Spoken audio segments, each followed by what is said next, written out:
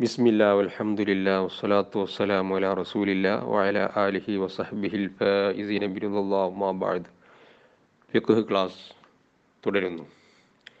ഇന്ന് നമുക്ക് പഠിക്കാനുള്ള വിഷയം മാ യുസന്നു ലഹുൽ വുളൂ. വുളൂ ചെയ്യൽ, ചില കാര്യങ്ങൾക്ക് വേണ്ടി, ചില പ്രവൃത്തികൾക്ക് വേണ്ടി വുളൂ ചെയ്യൽ സുന്നത്താണ്. അങ്ങനെയുള്ള പ്രവൃത്തികളെക്കുറിച്ചാണ് പറയുന്നത്. ചില പ്രവൃത്തികൾ ചെയ്യാൻ ഉദ്ദേശിച്ചാൽ വുളൂ ചെയ്യൽ സുന്നത്താകും. അതിൽപ്പെട്ടതാണ് ഖുർആൻ ഓതുക.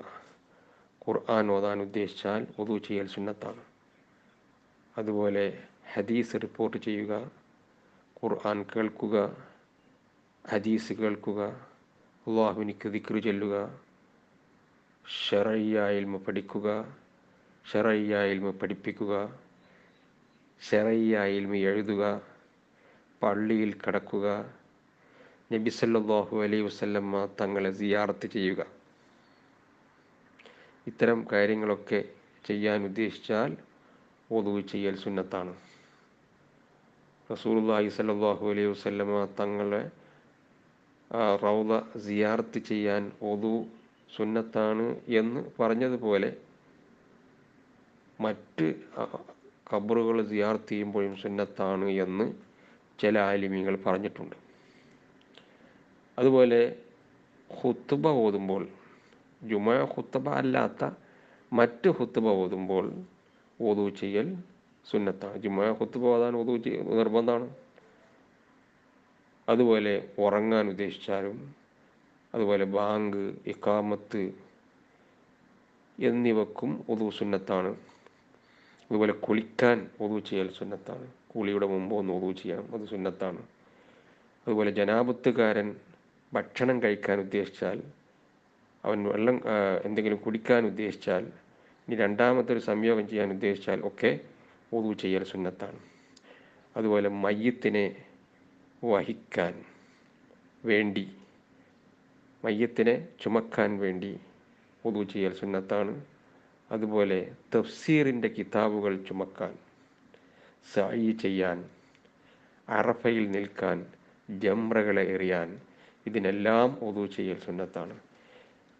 ഇങ്ങനത്തെ പ്രവർത്തികൾക്ക് വേണ്ടി വുളൂ ചെയ്യുമ്പോൾ ആ പ്രവർത്തികൾക്ക് വേണ്ടി വുളൂ ചെയ്യുന്നു എന്ന് കരുതിക്കൊണ്ട് വുളൂ ചെയ്യരുത്. വുളൂ ചെയ്യും, ഈ വുളൂവിനെല്ലാം മുഅ്തബറത്തായ പരിഗണിക്കപ്പെടുന്ന നേരത്തെ പറഞ്ഞ നിയ്യത്തുകളിൽ നിന്ന് ഏതെങ്കിലും ഒന്ന് കൊണ്ടുവരണം. അശുദ്ധിയെ ഉയർത്തുന്നു ഞാൻ കരുതി, അല്ലെങ്കിൽ വുളൂവിൻ്റെ ഫർദിനെ ഞാൻ കരുതി പോലെയുള്ള ഏതെങ്കിലും ഒരു നിയ്യത്ത്, മുഅ്തബറത്തായ പരിഗണിക്കപ്പെടുന്ന നിയ്യത്ത് ഏതെങ്കിലും ഒന്ന് കൊണ്ടുവരണം. അല്ലാതെ അതിൻ്റെ കാരണം നിയ്യത്ത് ചെയ്താൽ മതിയാവുകയില്ല. ഉദാഹരണം, ഖുർആൻ ഓതാൻ ഉദ്ദേശിച്ച ആൾ ഖുർആൻ ഓതാൻ വേണ്ടി ഞാൻ വുളൂ ചെയ്യുന്നു എന്ന് കരുതി വുളൂ ചെയ്യാൻ പറ്റുകയില്ല, വുളൂ ശരിയാവുകയില്ല. എന്നാൽ സുന്നത്ത് കുളികൾ അങ്ങനെയല്ല. സുന്നത്ത് കുളിക്കുമ്പോൾ ആ കാരണത്തെ കരുതിയാൽ തന്നെ ആ കുളികൾ സഹിയാകും. ഇപ്പോൾ ഉദാഹരണം, പെരുന്നാൾ നിസ്കാരത്തിന് വേണ്ടി ഞാൻ കുളിക്കുന്നു എന്ന് നിയ്യത്ത് ചെയ്തുകൊണ്ട് കുളിച്ചാൽ ആ കുളി സഹിയാകും. അതുപോലെയല്ല വുളൂ. ഇനി നമുക്ക് പഠിക്കാനുള്ളത് ചെറിയ അശുദ്ധി കൊണ്ട് ഹറാമായ കാര്യങ്ങളെക്കുറിച്ചാണ്. മാ യഹ്റുമു ബിൽ ഹദസിൽ അസ്ഗർ. ചെറിയ അശുദ്ധി കൊണ്ട് 6 കാര്യങ്ങൾ ഹറാമാകും. നിസ്കരിക്കൽ ഹറാമാണ്, തവാഫ് ചെയ്യൽ ഹറാമാണ്, സുജൂദ് ചെയ്യൽ ഹറാമാണ്. നിസ്കാരത്തിൻ്റെ പുറത്തും സുജൂദുണ്ട്, തിലാവത്തിൻ്റെ സുജൂദ്, ശുക്റിൻ്റെ സുജൂദൊക്കെ ഉണ്ടല്ലോ, ആ സുജൂദ് ചെയ്യലും ഹറാമാണ്. അതുപോലെ ജുമുഅയുടെ ഖുത്ബ നിർവഹിക്കൽ ഹറാമാണ്. മുസ്ഹഫിനെ ചുമക്കലും മുസ്ഹഫിനെ തൊടലും ഹറാമാണ്. അല്ലാഹു തആല പറഞ്ഞു, ലാ യമസ്സുഹു ഇല്ലൽ മുതഹ്ഹറൂൻ. ഖുർആൻ ശുദ്ധിയുള്ളവരല്ലാതെ തൊടാൻ പാടില്ല എന്ന് അല്ലാഹു സുബ്ഹാനഹു വ തആല സൂറത്തുൽ വാഖിയയിൽ പറഞ്ഞു.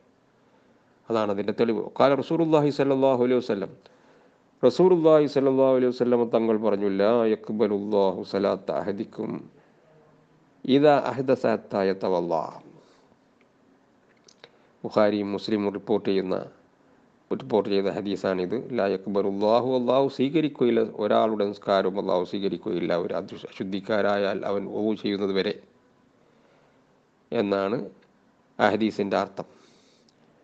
റസൂലുള്ളാഹി സ്വല്ലല്ലാഹു അലൈഹി വസല്ലമ തങ്ങൾ തവാഫിന് ഒളു ചെയ്തുകൊണ്ട് റസൂലുള്ള പറഞ്ഞു, ലിതഖുദു അന്നി മനാസികക്കും, നിങ്ങൾ എന്നിൽ നിന്ന് മനസ്സിലാക്കിക്കോ നിങ്ങളുടെ ഹജ്ജിൻ്റെയും ഉംറയുടെയും ആരാധനകൾ എങ്ങനെയാണെന്ന് നിങ്ങൾ പഠിക്കുക, നിങ്ങൾ മനസ്സിലാക്കുക എന്ന് റസൂലുള്ളാഹി സ്വല്ലല്ലാഹു അലൈഹി വസല്ലമ തങ്ങൾ പറയുകയുണ്ടായി.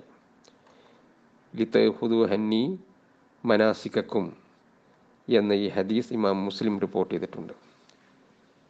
അതുപോലെ മുസ്ഹഫ് പോലെ തന്നെയാണ് ഖുർആൻ എഴുതപ്പെട്ട മറ്റ് സാധനങ്ങളും. ഖുർആൻ എഴുതപ്പെട്ട പലക അങ്ങനെ പോലെയുള്ള മറ്റ് സാധനങ്ങളെല്ലാം മുസ്ഹഫ് പോലെ തന്നെയാണ്. എങ്കിലും മുസ്ഹഫ് തൊടലും ചുമക്കലും നിരുപാധികം ഹറാമാണ്.